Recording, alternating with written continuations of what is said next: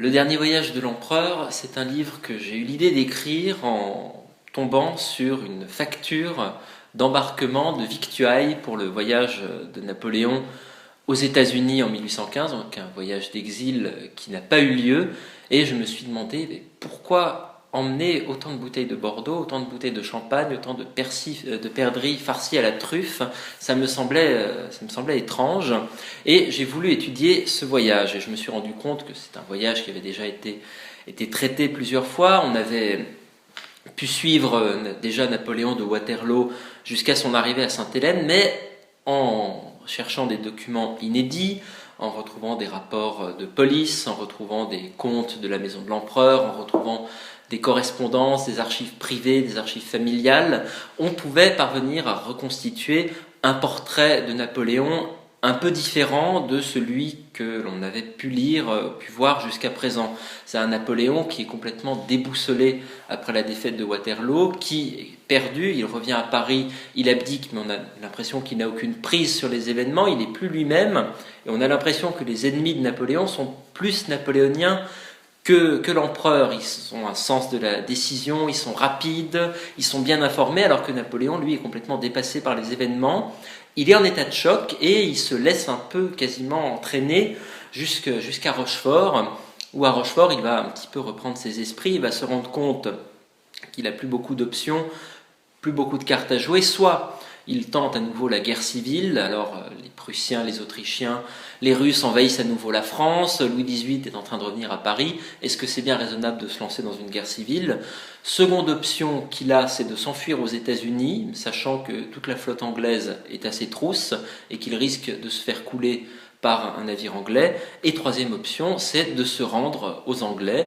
Ça va être l'exil, et l'exil, c'est la porte un peu vers l'immortalité pour lui.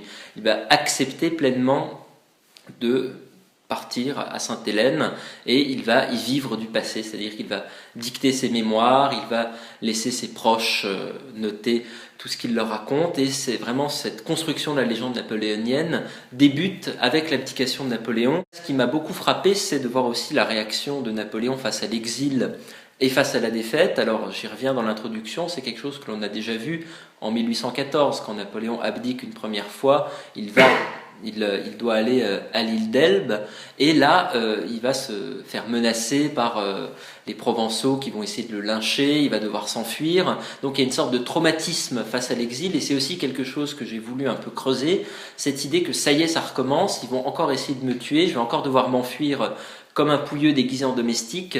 Donc il y a cette peur chez lui, et c'est amusant de voir Napoléon qui a peur. On imagine un général invincible, une sorte de demi-dieu, et là on voit un homme qui a peur, qui est tout seul, qui ne sait pas vraiment ce qu'il va devenir, et qui essaie de se raccrocher à ce qui fait le plus son identité. Et ce qui fait son identité, c'est bien le fait d'être l'empereur. C'est d'avoir autour de lui quelques courtisans, d'avoir des domestiques en livrée, d'avoir de l'argenterie avec ses armoiries dessus. Il essaie de sauver ces quelques petits éléments pour préserver son identité, parce que face à l'exil, il est complètement démuni, il ne sait plus vraiment qui il est. Tout ce qu'il peut faire pour se défendre, c'est accuser et dire que c'était un complot des royalistes pour le faire assassiner, pour lui nuire. Donc on voit un Napoléon qui est vraiment sur la défensive. Il se justifie, mais toujours en accusant un peu les autres. C'est pareil pour la défaite de Waterloo, c'est jamais de sa faute.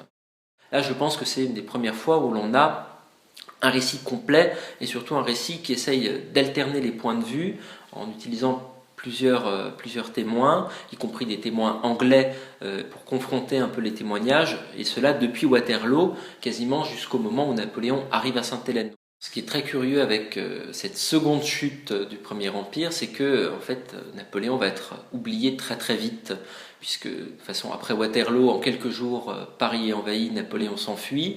Fouché va enterrer complètement l'idée d'un avènement de Napoléon II sur le trône, et l'Empire va être immédiatement oublié. Il va y avoir quelques manifestations royalistes un petit peu délirantes dans Paris à la fin de juin 1815. Il va y avoir des mouvements de foule autour de l'Élysée où Napoléon s'est installé un petit moment, mais globalement les Prussiens arrivent, les Autrichiens arrivent, donc Napoléon s'en va, on ne pense plus à lui, et tout de suite après Louis XVIII va revenir. Donc évidemment il va y avoir une propagande royaliste qui va immédiatement se mettre en marche, et Louis XVIII va revenir et va être extrêmement bien accueilli par les Parisiens. Il faut dire aussi que c'est l'occupation militaire de la France.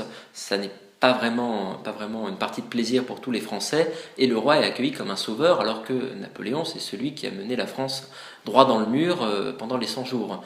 Donc évidemment, Napoléon va être immédiatement escamoté, et il faudra attendre Napoléon III pour que l'Empire ressuscite, mais il faudra attendre au moins 10 ans pour que vraiment il y ait à nouveau un mouvement bonapartiste qui réapparaisse en France.